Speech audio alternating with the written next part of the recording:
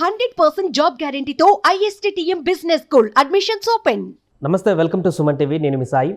ఆంధ్రప్రదేశ్లో ముఖ్యమంత్రిగా చంద్రబాబు నాయుడు గారు ప్రమాణం చేసిన తర్వాత నుంచి ఒక కొత్త పంతాలో ఆయన పరిపాలనా దిశగా ముందుకు వెళ్తున్నారు. ఈ సందర్భంగా తీసుకుంటున్నటువంటి విధానపరమైనటువంటి నిర్ణయాలు, తాజాగా ఆయన చేస్తున్నటువంటి అంశాలు కూడా చర్చనీయాంశంగా మారాయి. తాజాగా పెన్షన్ల పెంపుకు సంబంధించి నేరుగా ఆయనే ప్రజల వద్దకు వెళ్ళి పంపిణీ చేసేటువంటి ఒక కార్యక్రమాన్ని పూనుకున్నారు. దీనికి సంబంధించి ఏపీ రాజకీయాల్లో చర్చ కొనసాగుతుంది.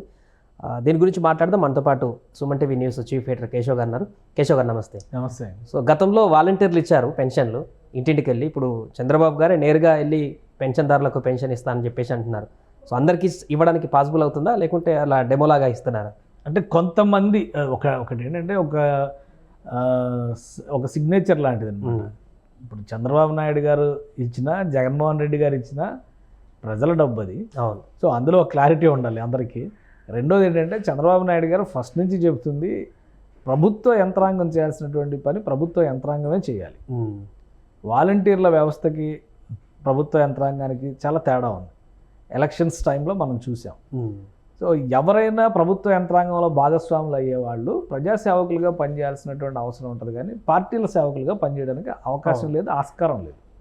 సో ఇక్కడ చంద్రబాబు నాయుడు గారు ఒక ఇండికేషన్ ఇవ్వాలనుకుంటున్నారు. ఏంటంటే ఎన్నికల హామీగా 7,000 రూపాయలు ఏప్రిల్ నెల నుంచి 3 నెలలు పెండింగ్, ప్లస్ 3,000 నుంచి 4,000కి పెంచినటువంటి పెన్షన్ మొత్తం కలిపితే 7,000 రూపాయలు పెన్షన్దారికి, ఒక పెన్షన్దారికి. ఒక ఇంట్లో 2 పెన్షన్దారులు ఉండొచ్చు, 3 పెన్షన్దారులు ఉండొచ్చు. ఒకవేళ 3-4 ఉన్నారనుకోండి, 20,000 28,000, నలుగురు ఉంటే 28,000 బల్క్ ఒకటే ఇంటికి ఒకేసారి పెన్షన్ ఇస్తున్నటువంటి సందర్భం వస్తుంది. సో ఇది గతంలో ఏ రాష్ట్ర ప్రభుత్వం చేసినటువంటిది కాదు. అలానే పెన్షన్స్ గురించి చంద్రబాబు నాయుడు గారు గతంలో కూడా అనౌన్స్ చేశారు. ఎన్టీ రామారావు గారి టైంలో 20 రూపాయలు 30 రూపాయల పెన్షన్తో స్టార్ట్ అయింది. ఈయన టైంలోనే 200 రూపాయలకి పెరిగింది. తర్వాత రాజశేఖర రెడ్డి గారు వచ్చిన తర్వాత 200, 400 అయింది. మళ్ళీ దాన్ని 1000 రూపాయలకి చేసే అవకాశం కూడా చంద్రబాబు నాయుడు గారికి వచ్చింది 2014లో. ఆయన దిగిపోయే ముందర మళ్ళీ దాన్ని 2,000 రూపాయలు చేశాడు. సో ఇప్పుడు జగన్మోహన్ రెడ్డి గారు వచ్చినప్పుడు 2,000 నుంచి 3,000, ఆయన దిగిపోయేసరికి 3,000కి వచ్చింది. ఇప్పుడు ఈయన దాన్ని 4,000 చేసి మొత్తం ఒక పెండింగ్ అమౌంట్ మొత్తాన్ని కల్పిస్తున్నారు.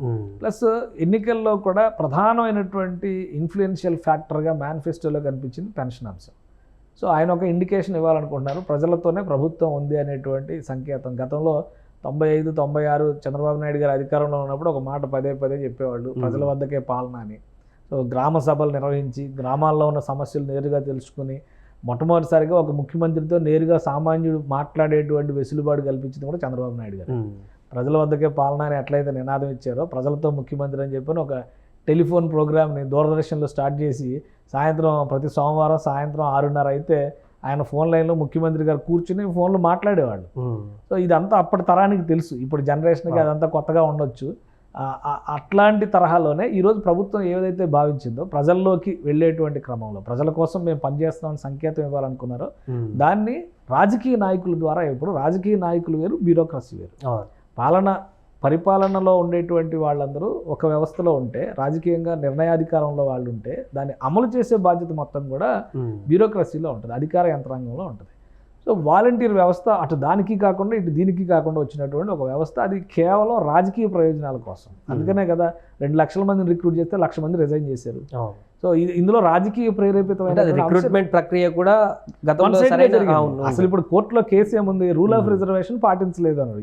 ఈ దేశంలో రాజ్యాంగం ఇచ్చినటువంటి వెసులుబాటు ప్రకారం ప్రభుత్వానికి సంబంధించినటువంటి ఏ కార్యక్రమంలో అయినా కానీ ఉద్యోగిగా లేదా ఆ కార్యక్రమాల్లో బాధ్యత తీసుకునేటువంటి వ్యక్తులను ఎవరినైనా రిక్రూట్ చేస్తే ఖచ్చితంగా రూల్ ఆఫ్ రిజర్వేషన్ పాటించాలి. అంటే అక్కడ SC, ST, BC, మైనారిటీ ఈ ఈక్వేషన్స్ను పాటించాల్సినటువంటి అవసరం ఉంది. ఎలాంటి రిజర్వేషన్స్ లేకుండా 2,30,000 మందిని రిక్రూట్ చేసి పడేశారు. వాళ్ళు ఒక పార్టీ అధికారంలోకి వస్తేనే మేము పనిచేస్తాం, లేదంటే లేదని రాజీనామాలు చేసి రోడ్డు మీద పడ్డారు.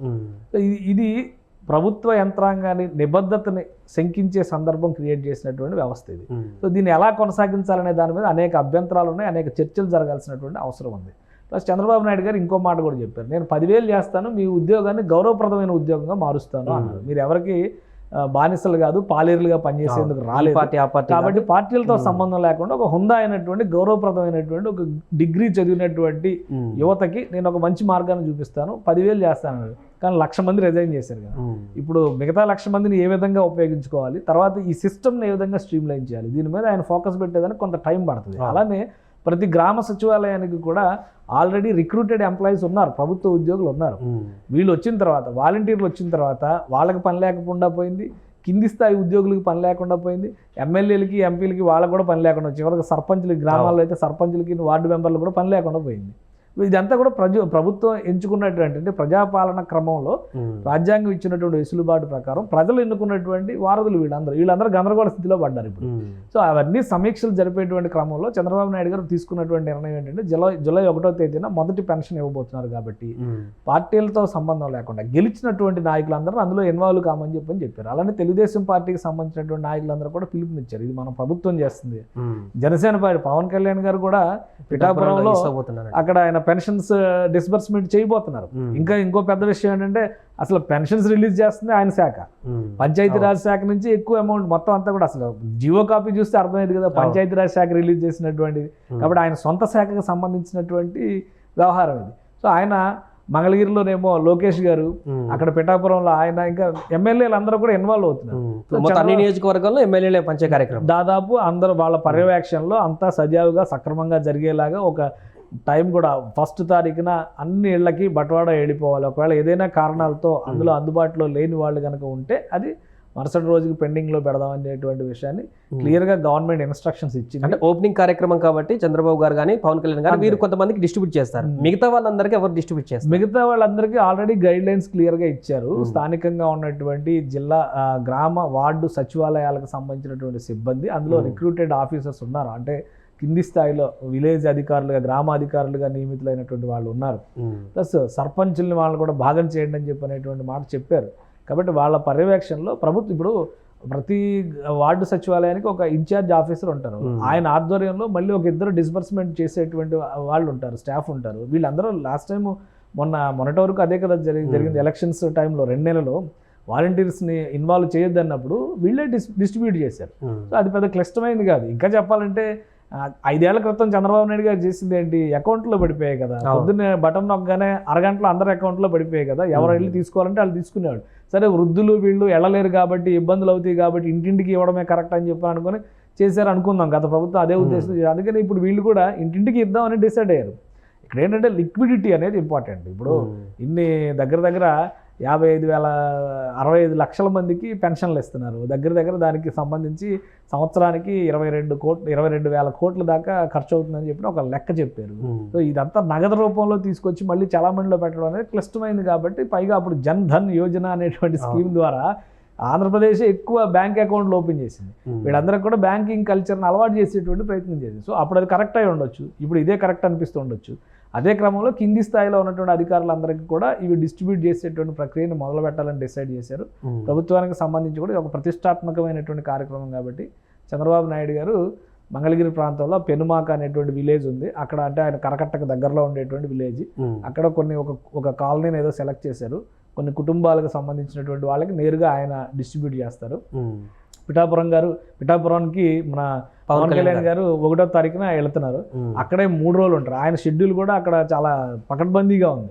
మొదటి రోజు ఏమో పెన్షన్స్ పంపిణీ కార్యక్రమంలో పాల్గొంటున్నారు, తర్వాత ఆయన సభ ఏదో నిర్వహిస్తున్నారు, ఒకటి వారాహి విజయ సభ నిర్వహిస్తున్నారు, తర్వాత అధికారులతో సమీక్షలు ఉన్నాయి. 2వ తేదీన పార్టీ ఎంపీలు నాయకులు వీళ్ళందరితో సమావేశాలు నడుపుతున్నారు. తర్వాత 3వ తేదీన ప్రత్యేకంగా ఆయన ఎన్నికల ప్రచారంలో ఎక్కువ ప్రచారం చేశారు. ఎన్నికల సందర్భంలో ఉప్పాడ బీచ్ మొత్తాన్ని కూడా డెవలప్ చేస్తామనేటువంటి దాని మీద కొంతమంది అధికారుల్ని ఇన్వైట్ చేశారు ఆయన. సో నేరుగా వెళ్ళి ఆ పరిసర ప్రాంతాలను పరిశీలించబోతున్నారు. సో అక్కడ టూరిజం డెవలప్మెంట్కి కానీ ఆయనదో ఒక డివోషనల్ సర్క్యూట్, టెంపుల్ సర్క్యూట్ అని చెప్పని కొంత ప్రచారం చేశారు ఎన్నికల సమయంలో. వాటిపైన వర్కౌట్ చేయడం మొదలుపెట్టారు పవన్ కళ్యాణ్ గారు. 2-3 తారీఖుల్లో ఆ సమావేశాలు ఉన్నాయి. సో అందుకని వీళ్ళు అధికారంలోకి వచ్చింది కాబట్టి నిదానంగా తాపీగా ఆలోచించేద్దాం అనేటువంటి ప్రయత్నం కాకుండా ఇమీడియట్గా యాక్షన్లోకి దిగారు. దానికి అనుగుణంగానే చంద్రబాబు నాయుడు గారు పదే ఆయన ఒక మాట చెప్తారు, నేను రాష్ట్రానికి మొదటి కూలీని అని చెప్తా ఉంటారు చంద్రబాబు నాయుడు గారు. అమరావతి నిర్మాణంలో కానీ పోలవరం విషయంలో కానీ అదే మాట చెప్తా ఉంటారు. సో ఇప్పుడు ఆయన మొదటి సేవకుడు అనుకున్నట్టుగా ఆయన అక్కడ మొదలు పెడుతున్నారు, 2వ సేవకుడుగా పవన్ కళ్యాణ్ గారు మొదలు పెడుతున్నారు. మిగతా మంత్రులందరూ కూడా వాళ్ళ నియోజకవర్గాల్లో ఇన్వాల్వ్ కాబోతున్నారు ఇందులో. ఇప్పుడు మొత్తం చంద్రబాబు గారు సీఎం అయిన తర్వాత చేసినటువంటి 5 సంతకాల్లో మొదటిది ఈ ఫస్ట్ తోనే ఒకటి కంప్లీట్ అయిపోతుంది. ఇక మిగతా 4 ఎప్పటి వరకు పూర్తి అయ్యేటువంటి అవకాశం ఉంది? ఆల్రెడీ ఫస్ట్ సంతకానికి సంబంధించి డిఎస్సి నోటిఫికేషన్ రెడీ అయిపోయింది. 30వ తారీఖు అంటున్నారు, బహుశా 30న కానీ జూలై 1న కానీ అది కూడా రిలీజ్ అయిపోతుంది. ఎందుకంటే దాని మీద కూడా 16,000 టీచర్ పోస్టులు భర్తీ చేస్తున్నారు.